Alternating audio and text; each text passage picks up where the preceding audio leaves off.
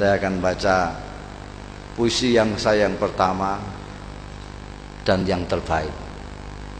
Setelah jadi cerpen saya yang pertama ini yang terbaik, setelah itu jelek semua sudah. Ya cuma ini tok yang baik. Ini saya baca spesial untuk Anda. Judulnya Gus Ja'far.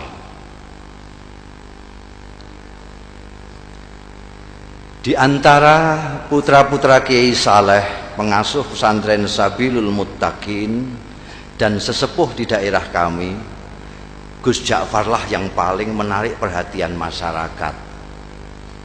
Mungkin Gus Ja'far tidak sealim dan sepandai saudara-saudaranya, tapi dia mempunyai keistimewaan yang membuat namanya tenar hingga keluar daerah. Malah konon beberapa pejabat tinggi dari pusat memerlukan sowan khusus ke rumahnya setelah mengunjungi Kiai Saleh.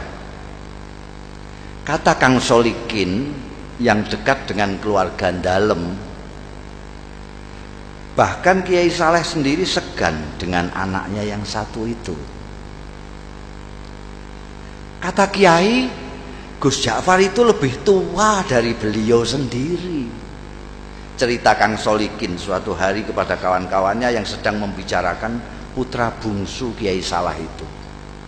Saya sendiri tak paham apa maksudnya kok anaknya lebih tua dari beliau itu. Tapi Gus Ja'far memang luar biasa, kata Mas Bambang, pegawai Pemda yang sering mengikuti pengajian subuh Kiai Saleh.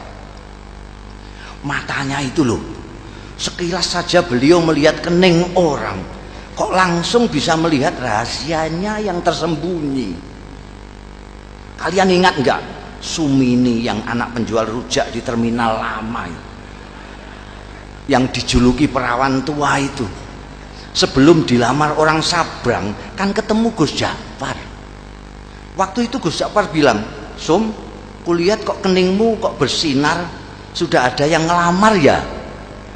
Duh, tak lama kemudian orang Sabrang itu datang melamar Sumini.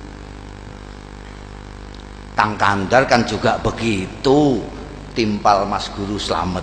Kalian kan mendengar sendiri ketika Gus Ja'far bilang kepada tukang kebun SD 4 itu, "Kang, saya lihat hidung sampean kok sudah bengkok, sudah capek menghirup napas ya?" Loh, ternyata besoknya Kang Kandar meninggal.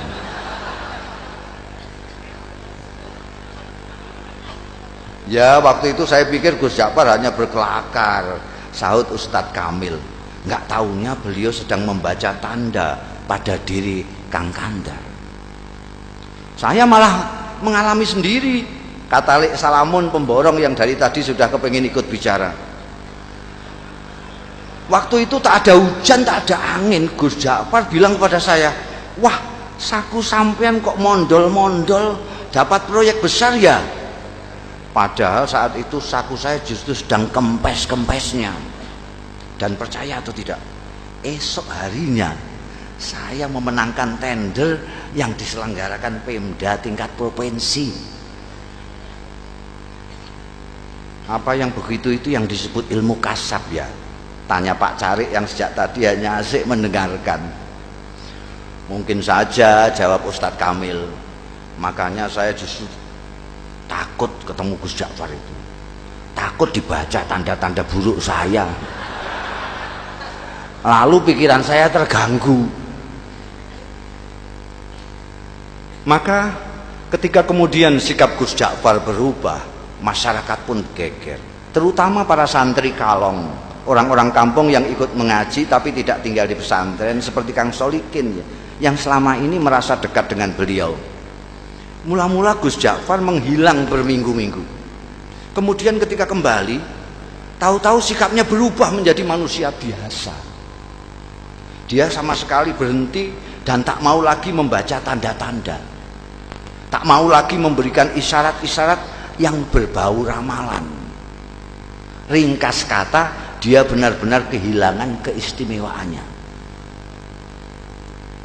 Jangan-jangan ilmu beliau hilang pada saat beliau menghilang itu. Komentar Mas Guru Slamet penuh penyesalan. Wah, sayang sekali.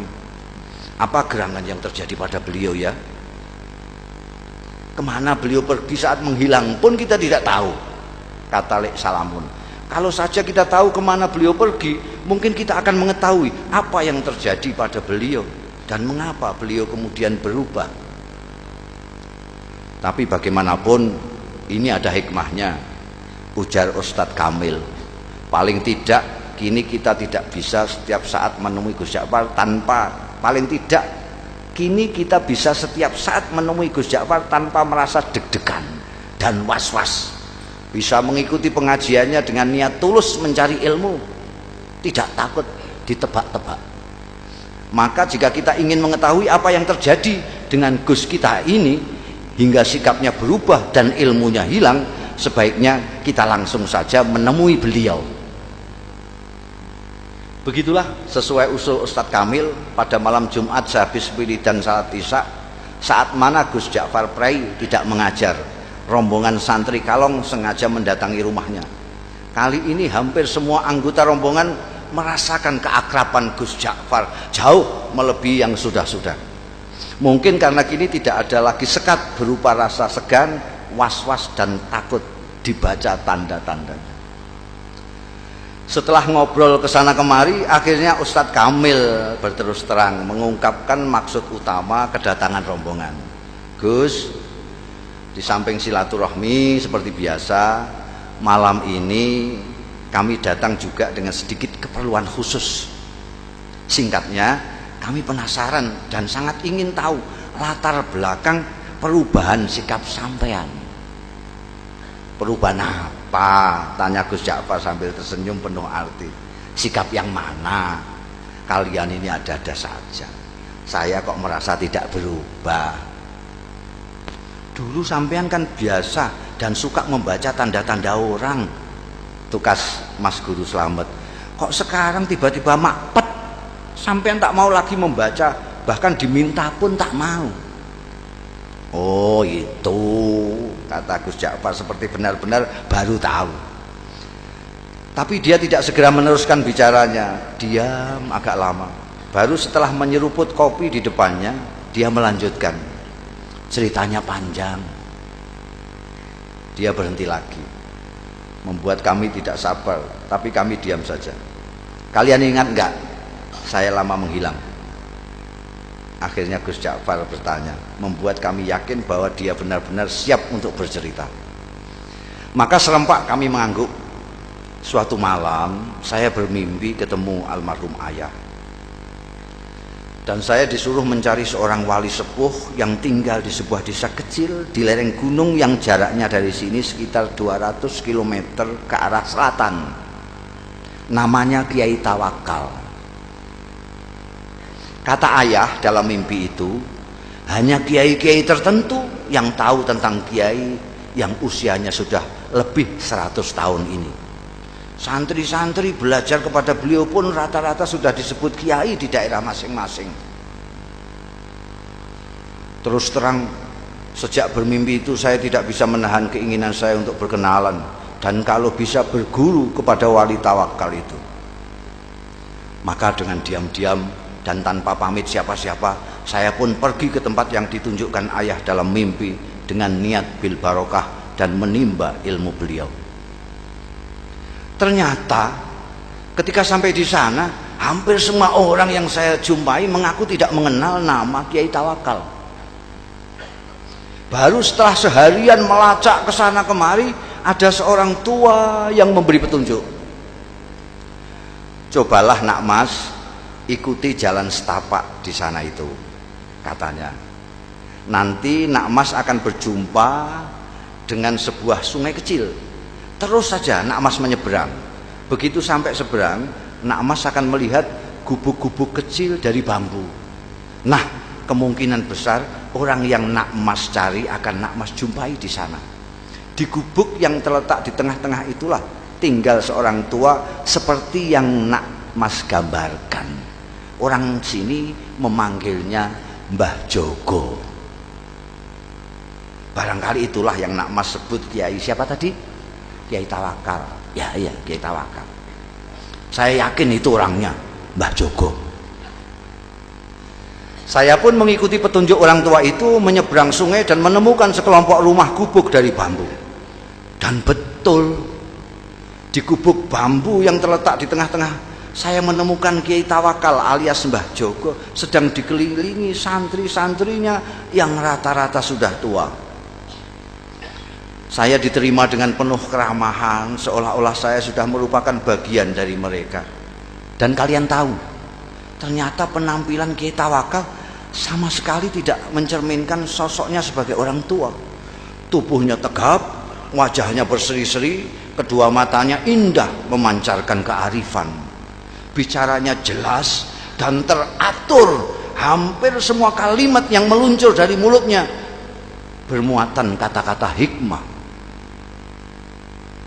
Tiba-tiba Gus Ja'far berhenti, menarik napas panjang, baru kemudian melanjutkan. Hanya ada satu hal yang membuat saya terkejut dan terganggu. Saya melihat di kening beliau yang lapang ada tanda yang jelas sekali, seolah-olah saya membaca tulisan dengan huruf yang cukup besar dan berbunyi ahli neraka. Astagfirullah. Belum pernah selama ini saya melihat tanda yang begitu gamblang. Saya ingin tidak mempercayai apa yang saya lihat. Pasti saya keliru. Masa seorang yang dikenal wali, berilmu tinggi, dan disegani banyak kiai yang lain disurat sebagai ahli neraka? Tak mungkin. Saya mencoba meyakinkan diri saya bahwa itu hanyalah ilusi, tapi tak bisa. Tanda itu terus melekat di kening beliau. Bahkan belakangan saya melihat tanda itu semakin jelas ketika beliau habis berwudu. Gila. Akhirnya niat saya untuk menimba ilmu kepada beliau, meskipun secara lisan memang saya sampaikan demikian, dalam hati sudah berubah menjadi keinginan untuk menyelidiki dan memecahkan keganjilan ini. Beberapa hari saya amati perilaku Kiai Tawakal. Saya tidak melihat sama sekali hal-hal yang mencurigakan. Kegiatan rutinnya sehari-hari tidak begitu berbeda dengan kebanyakan kiai yang lain. Mengimami salat jamaah, melakukan salat sunnah seperti duha, tahajud, witir dan sebagainya, mengajar kitab-kitab, umumnya kitab-kitab besar, mujahadah, zikir malam, menemui tamu dan semacamnya. Kalaupun beliau keluar, biasanya untuk memenuhi undangan hajatan atau, dan ini sangat jarang sekali, mengisi pengajian umum. Memang ada kalanya beliau keluar pada malam-malam tertentu, tapi menurut santri-santri yang lama itu pun merupakan kegiatan rutin yang sudah dijalani Kiai Tawakal sejak muda, semacam lelono broto kata mereka. Baru setelah beberapa minggu tinggal di pesantren, saya mendapat kesempatan atau tepatnya keberanian untuk mengikuti Kiai Tawakal keluar. Saya pikir inilah kesempatan untuk mendapatkan jawaban atas tanda tanya yang selama ini mengganggu saya. Begitulah pada suatu malam purnama, saya melihat Kiai keluar dengan berpakaian rapi. Beliau berbelok. Ketika kemudian saya ikuti belok, saya kaget, ternyata sosoknya tak kelihatan lagi. Yang terlihat justru sebuah warung yang penuh pengunjung. Terdengar gelak tawa ramai sekali. Dengan bengong saya mendekati warung terpencil dengan penerangan petromak itu. Dua orang wanita, yang satu masih muda, yang satu lagi agak lebih tua, dengan dandanan yang menor, sibuk melayani pelanggan sambil menebar tawa genit ke sana kemari. Tidak mungkin Kiai mampir ke warung ini, pikir saya. Ke warung biasa saja tidak pantas, apalagi warung yang suasananya saja mengesankan kemesuman itu. Mas Ja'far. Tiba-tiba saya dikagetkan oleh suara yang tak asing di telinga saya, memanggil-manggil nama saya. Masya Allah, saya hampir tidak mempercayai pendengaran dan penglihatan saya. Memang betul, mata saya melihat Kiai Tawakal melambaikan tangan dari dalam warung. Dengan kikuk dan pikiran tak karuan, saya pun terpaksa masuk dan menghampiri Kiai saya yang duduk santai di pojok. Warung penuh dengan asap rokok, Kedua wanita menor menyambut saya dengan senyum penuh arti. Kiai Tawakal menyuruh orang di sampingnya untuk bergeser. Kasih kawan saya ini tempat sedikit. Lalu kepada orang-orang yang ada di warung, Kiai memperkenalkan saya. Katanya, ini kawan saya, dia baru datang dari daerah yang cukup jauh, cari pengalaman katanya. Mereka yang duduk dekat serta-merta mengulurkan tangan, menjabat tangan saya dengan ramah, sementara yang jauh melambaikan tangan. Saya masih belum sepenuhnya menguasai diri, masih seperti dalam mimpi. Ketika tiba-tiba saya dengar Kiai menawari, minum kopi ya. Saya mengangguk asal mengangguk. Kopi satu lagi yuk, kata Kiai kepada wanita warung sambil mendorong piring jajan ke dekat saya. Silakan, ini namanya Rondo Royal, tape goreng kebanggaan warung ini. Lagi-lagi saya hanya mengangguk kepala asal mengangguk. Kiai Tawakal kemudian asik kembali dengan kawan-kawannya dan membiarkan saya bengong sendiri. Saya masih tak habis pikir, bagaimana mungkin Kiai Tawakal yang terkenal waliullah dan dihormati para kiai lain bisa berada di sini, akrab dengan orang-orang beginian, bercanda dengan wanita warung. Inikah yang disebut Lelono Broto? Ataukah ini merupakan dunia lain beliau yang sengaja disembunyikan dari umatnya?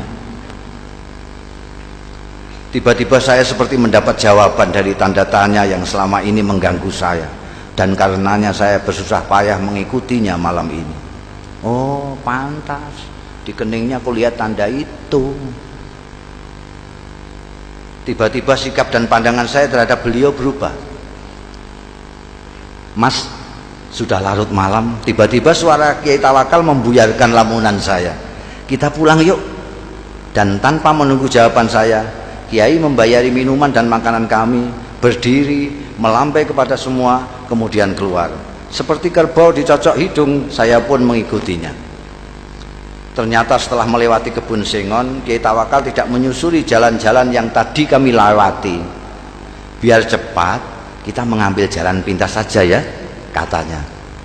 Kami melewati pematang, lalu menerobos hutan, dan akhirnya sampai di sebuah sungai.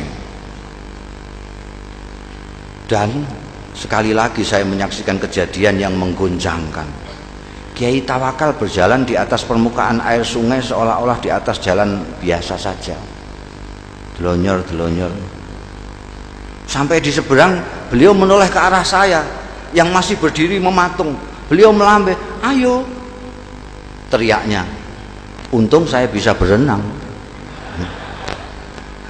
Saya pun kemudian berenang menyeberangi sungai yang cukup lebar. Sampai di seberang, ternyata Kiai Tawakal sudah duduk-duduk di bawah pohon randu alas menunggu. Kita istirahat sebentar, katanya, tanpa menengok saya yang sibuk berpakaian. Kita pasti punya waktu, insya Allah sebelum subuh kita sudah sampai pondok. Setelah saya ikut duduk di sampingnya, tiba-tiba dengan suara berwibawa, Kiai berkata mengejutkan, bagaimana? Kau sudah menemukan apa yang kau cari? Apakah kau sudah menemukan pembenar dari tanda yang kau baca di kening saya? Mengapa kau seperti masih terkejut? Apakah kau yang mahir melihat tanda-tanda menjadi ragu terhadap kemahiranmu sendiri? Dingin air sungai rasanya semakin menusuk mendengar rentetan pertanyaan beliau yang menelanjangi itu. Saya tidak bisa berkata apa-apa. Beliau yang kemudian terus berbicara, anak muda, kau tidak perlu mencemaskan saya hanya karena kau melihat tanda ahli neraka di kening saya. Kau pun tidak perlu bersusah payah mencari bukti yang menunjukkan bahwa aku memang pantas masuk neraka. Karena pertama, apa yang kau lihat belum tentu merupakan hasil dari pandangan kalbumu yang bening. Kedua, kau tak akan tahu sebagaimana neraka, surga, aku adalah milik Allah. Maka terserah kehendaknya, apakah ia mau memasukkan diriku ke surga atau ke neraka. Untuk memasukkan hambanya ke surga atau neraka, sebenarnya lah ia tidak memerlukan alasan. Sebagai kiai, apakah kau berani menjamin amalmu pasti mengantarkanmu ke surga kelak? Atau kau berani mengatakan bahwa orang-orang di warung yang tadi kau pandang sebelah mata itu pasti masuk neraka? Kita berbuat baik karena kita ingin dipandang baik olehnya. Kita ingin berdekat-dekat dengannya. Tapi kita tidak berhak menuntut balasan kebaikan kita darinya. Mengapa? Karena kebaikan kita pun berasal darinya. Bukan begitu? Bukan begitu. Aku hanya bisa menuntut. Sementara Kiai Tawakal terus berbicara sambil menepuk-nepuk punggung saya. Kau harus lebih berhati-hati bila mendapat cobaan Allah berupa anugerah. Cobaan yang berupa anugerah tidak kalah gawatnya dibanding cobaan yang berupa penderitaan. Seperti mereka yang di warung tadi, kebanyakan mereka orang susah. Orang susah sulit kau bayangkan bersikap takabur atau ujub, atau sikap-sikap lain yang cenderung membesarkan diri sendiri. Berbeda dengan mereka yang mempunyai kemampuan dan kelebihan. Godaan untuk takabur, sombong dan sebagainya itu datang setiap saat. Apalagi bila kemampuan dan kelebihan itu diakui oleh banyak pihak. Malam itu saya benar-benar merasa mendapatkan pemahaman dan pandangan baru dari apa yang selama ini sudah saya ketahui. Ayo kita pulang. Tiba-tiba Kiai bangkit. Sebentar lagi subuh. Setelah sembahyang subuh nanti kau boleh pulang. Saya tidak merasa diusir. Nyatanya memang saya sudah mendapat banyak dari Kiai luar biasa ini. Ketika saya ikut bangkit, saya celinguan. Kiai Tawakal sudah tak tampak lagi. Dengan bingung saya terus berjalan. Ku dengar azan subuh berkumandang dari sebuah surau, tapi bukan surau bambu kami.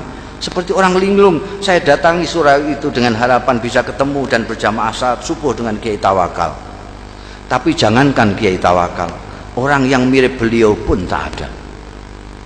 Tak seorang pun dari mereka yang berada di surau itu yang saya kenal.